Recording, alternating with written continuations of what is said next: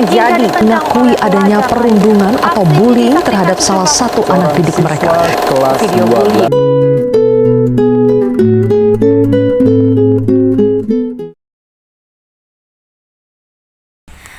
Halo semuanya, tahukah kamu kalau lingkungan kampus yang seharusnya menjadi ruang akademik yang aman, terkadang masih dinodai oleh praktik perundungan atau bullying.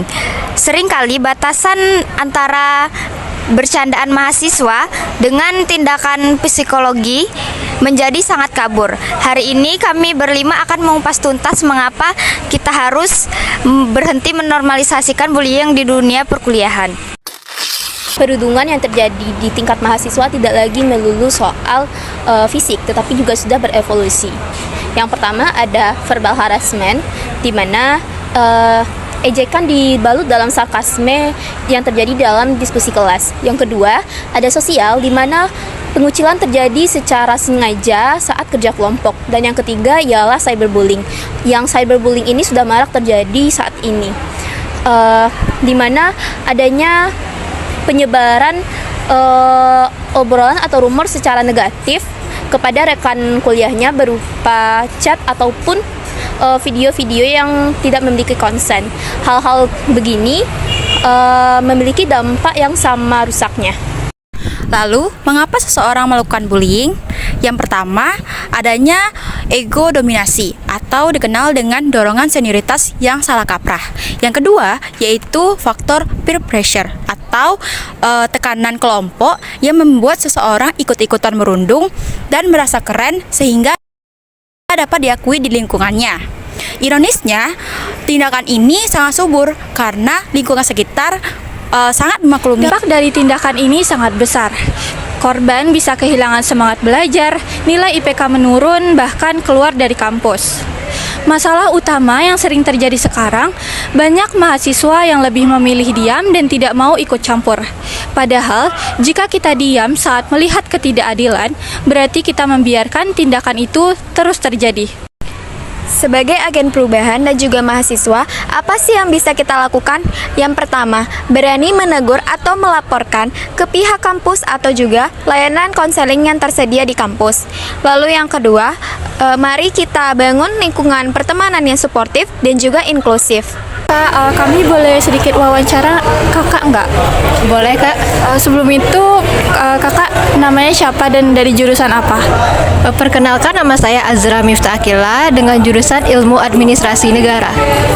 Untuk pertanyaan pertama, Sebelumnya, menurut kakak, bagaimana sih bentuk bullying yang paling sering terjadi di kalangan mahasiswa, khususnya di lingkungan kampus UNP?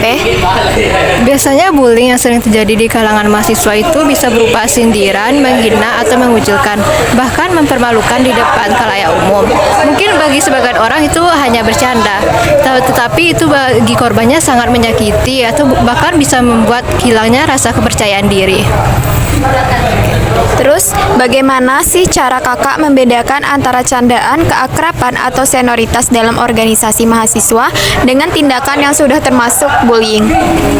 Menurut saya senioritas itu wajar, tetapi kalau sudah bersifat ejekan atau memaksa, itu sudah termasuk bullying karena membuat rasa malu dan hilangnya rasa kepercayaan diri. kampus UNP kan memiliki area publik yang luas dan juga beragam fakultas nih. Menurut pengamatan kakak, di area atau momen kegiatan kampus apa saja yang dinilai paling rentan terjadi tindakan perundungan antar mahasiswa? Menurut pendapat saya, bullying dapat terjadi lebih rentan saat kegiatan organisasi, ospek, kerja kelompok, atau kepanitiaan. Tempat seperti nongkrong atau kampus juga bisa menjadi tempat perundingan. Dari sudut pandang kakak nih sebagai mahasiswa, faktor apa saja yang biasanya membuat seseorang korban bullying di kampus merasa enggan atau takut untuk melapor ke pihak dosen atau birokrasi universitas? Banyak korban bullying takut melapor karena takut dijauhi, dijauhi teman, atau bahkan dibalas oleh perilaku. Oke kak, terima kasih ya kak. Baik Kak, sebelumnya perkenalkan dulu ya, nama aku Lucy Setika, aku dari Prodi Pendidikan Kimia. Izin sebelumnya Kak, kami dari Matkul MKUPKN ingin menanyakan beberapa tentang isu bullying di lingkungan kampus Universitas Negeri Padang. Sebelumnya boleh tahu Kakak siapa dan dari prodi apa? Perkenalkan, saya Rizky Ananda dari Prodi Geografi MK. Oke. Kakak bersedia nggak untuk kami wawancarai terkait isu bullying ini? Boleh, nggak apa-apa. Oke. Pada pertanyaan pertama, mengapa terkadang mahasiswa yang menyaksikan tindakan bullying atau bystander di sekitar air tawar atau lingkungan kampus cenderung memilih diam ketimbang menegur atau melaporkannya? Hal tersebut terjadi karena munculnya rasa takut bahwa jika mereka menegur pelaku, mereka akan dijadikan target selanjutnya untuk dijadikan bahan bullying atau dikucilkan di daerah lingkungan kampus. Kemudian untuk pertanyaan selanjutnya Kak, apa dampak psikologis dan akademik yang paling nyata terlihat jika seseorang mahasiswa tersebut menjadi korban perundungan terkait kelangsungan kuliah mereka? Hal tersebut akan berdampak pada keseharian mahasiswa yang dibully karena akan menjadikan dia takut untuk masuk kuliah, sulit untuk berprestasi, untuk mengembangkan minat dan bakatnya. Oke, makasih ya Kak atas ketersediaan dalam wawancara.